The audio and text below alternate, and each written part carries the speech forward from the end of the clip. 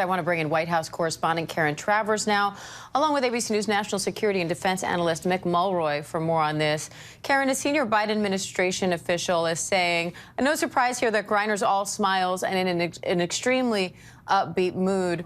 What can you tell us about what she's coming from and how severely her outlook has changed from a month ago when she was sentenced to this to spend years in a Russian penal colony? Yeah, I mean, you heard from the president there saying that she is safe, she is on her way home, and senior officials say she is all smiles and that she's doing well, all things considered. She's on her way back after landing in the UAE, where the president did have the chance to speak to her by phone today.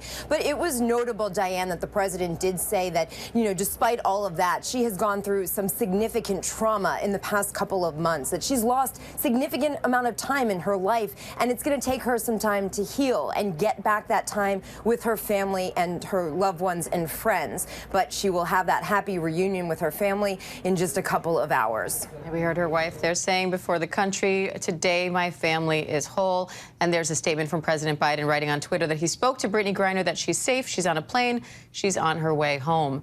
Mick, Brittany was arrested in February, and these negotiations started almost immediately. So why now? So I think it was a combination. We're seeing other countries announce that they played a role in this during their engagements with the highest level of Russian leadership, including President Putin.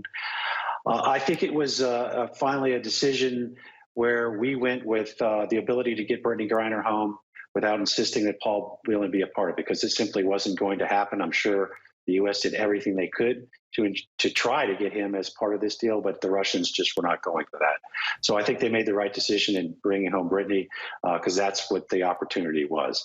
But you can see there's a lot of things going on with Russia right now in Ukraine. They are losing strategically, they're losing operationally. There's a lot of pressure on President Putin. Perhaps he hopes that this would get him some sanction relief or some form of positive news for him, both with his people and in the negotiations that he might want to have.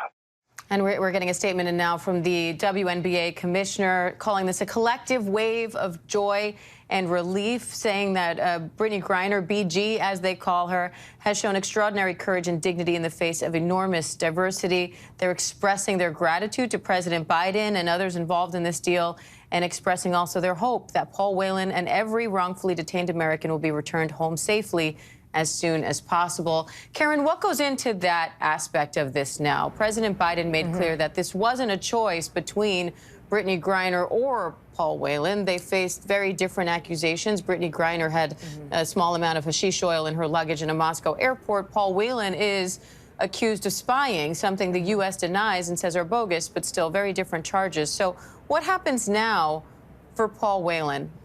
And, you know, the president said that Russia is treating Paul Whelan's case very differently than they're treating Brittany Griner's case, which makes negotiations much more difficult. The president said today that they are not going to give up on trying to secure Paul Whelan's release, that his administration will continue to try and negotiate with Russia in good faith to bring Paul Whelan home. But that, of course, is going to be complicated. And Paul Whelan's family expressing their sadness, their disappointment, their frustration, frankly, that Whelan was not a part of this agreement today with Russia, that it was a one-for-one deal, Brittany Griner and Victor Bout as part of that prisoner exchange. You know, Diane, this summer, the Biden administration went to that unusual length to announce that they had made a substantial offer on the table for the release of Brittany Griner and Paul Whelan. A lot of these negotiations take place behind the scenes, so it was notable that they said they had made this offer to Russia, and it was clear in the subsequent weeks and months that Russia was not engaging with the administration. We heard that from senior officials in the briefing room, that Russia was not responding. They'd essentially hit a stalemate. The day after the midterm elections, the president had a press conference here at the White House, and I asked him if there was an update on Griner's condition after she had been sent to a penal colony, and whether that maybe changed the phase of negotiations with Russia. And Diane, the president said he felt that because the United States had gotten past the elections, that maybe then there was hope that Vladimir Putin and Russia would negotiate more seriously. Now here we are just a couple weeks later with Brittany Griner coming home. All right, Karen, Mick, thank you both. Hi, everyone. George Stephanopoulos here. Thanks for checking out the ABC News YouTube channel. If you'd like to get more videos, show highlights, and watch live event coverage, click on the right over here to subscribe to our channel. And don't forget to download the ABC News app for breaking news alerts. Thanks for watching.